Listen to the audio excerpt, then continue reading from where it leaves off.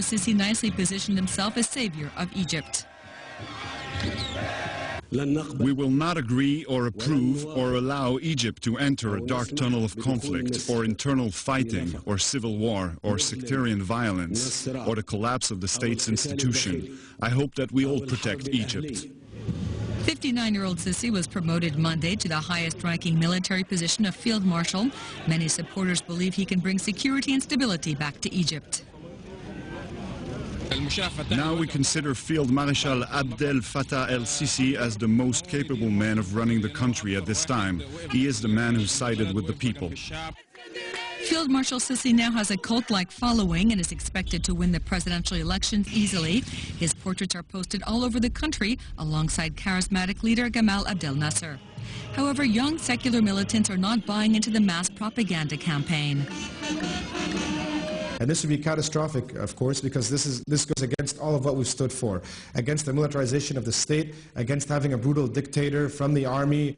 With only 3 months to go before the presidential elections, Sisi has no declared rivals. Despite his current popularity, he has no record as a Democrat, and he's shown he's willing to use deadly force against his dissenters.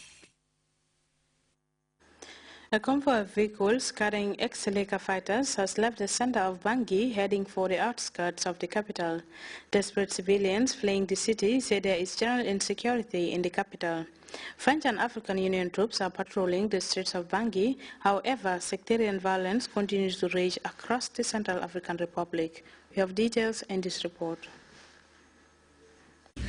A line of lorries full of United Nations food aid and military equipment arrives from Cameroon, heading for Bangui, where thousands of displaced people are in need. The convoy was held up at the border for 3 weeks before being escorted by French military. These are the first recent eyewitness accounts of what is happening west of the country. There is pillaging everywhere. All the villages and mosques are burned down. Every village you come across has anti-Balaka armed with machetes and anything else to kill someone with.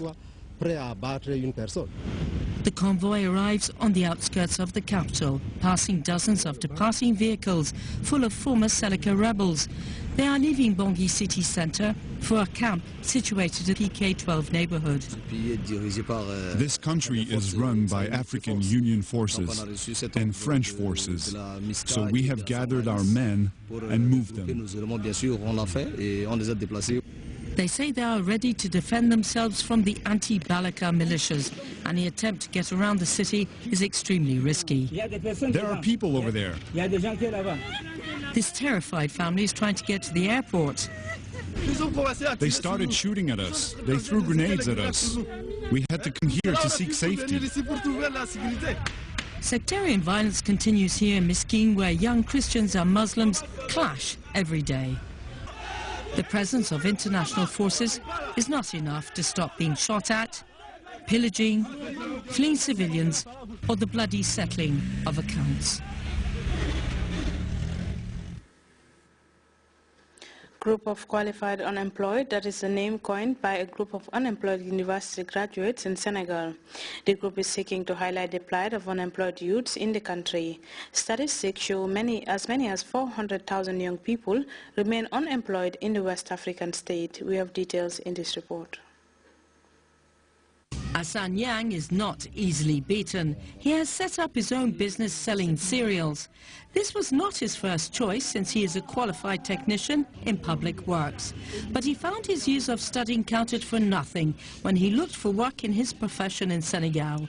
Hassan didn't want to find himself at a loose end with other unemployed people. I couldn't find a job, so I threw myself into selling local produce, and particularly rice from this area. I'm setting up a business, and this will create jobs for other young people. High unemployment amongst young people in Senegal has reached alarming levels. Over 400,000 young people who have university diplomas are struggling to get their first job. They set up an association called the Group of Qualified Unemployed in Senegal. The grouping criticizes the government for not doing more to help young people. It's up to the government to set up a policy to create jobs in both the private and public sectors to absorb this high rate of unemployment. Senegal's state sector has recently employed 5,000 people with university diplomas to work in the public sector. The move is just a drop in the ocean as far as those who are still looking for work are concerned. We now take a second break.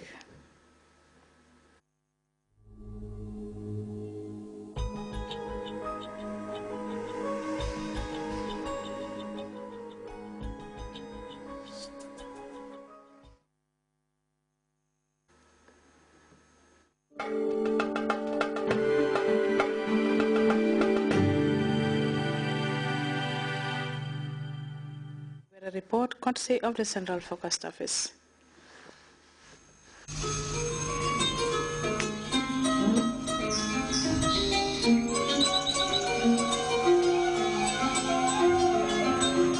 The source assures us of a continuous flow, and from there, everything follows. And for those of us who know what the River Gambia stands for, understanding its sustainability in all aspects of life is easily confirmed.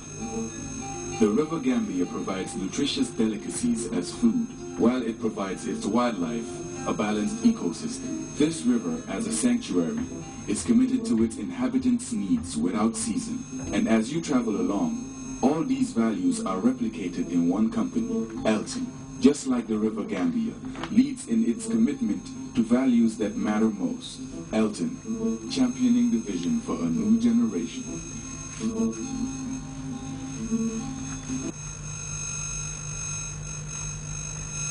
Hello viewers and welcome to weather forecast. We had a sunny and a warm afternoon. The satellite picture indicates convective clouds over parts of central and southern Africa, also over Madagascar. These clouds will eventually give rain and thunderstorm over affected areas. Also we have some medium level clouds entering into the Gambia. For tonight it will be cool and misty across the country. This condition is expected to persist until tomorrow in the morning, then becoming sunny and warm in the afternoon over the entire country. The wind flow will be northeasterly across the country and the speed will range from 10 to 20 kilometers per hour. Minimum temperatures will be 18 degrees Celsius over Greater Banjul area and the Upper River region, 16 degrees over North Bank region, and the rest will record 17 degrees Celsius. Maximum temperatures will be 30 degrees Celsius over Greater Banjul area, 34 over West Coast, 35 over North Bank region, 36 over Lower River, and 37 over Central River, as Upper River will record 38 degrees Celsius. Low tides will be 0.3 meter at 2:18 in the morning and 0.2 meter at 2:30 in the afternoon. High tides of 1.6 meters at 8:29 in the morning and 1.9 meters at 9:03 at night. Wave heights will be from 1 to 2 meters, slight to moderate southeasterly swells. For the international forecast, Accra will record 31 degrees Celsius with sunny conditions, and Lagos and the Freetown will be partly cloudy and both will record 31 degrees Celsius. London will record 5 degrees Celsius with rain showers. Stockholm will record -3 degrees Celsius with cloudy conditions, as Amsterdam will be partly cloudy with 2 degrees Celsius. The sun will rise over the Gambia at 7:34 in the morning and will set at 19:03 in the evening. That's all we have for you. Thank you for joining us and do have a wonderful moment.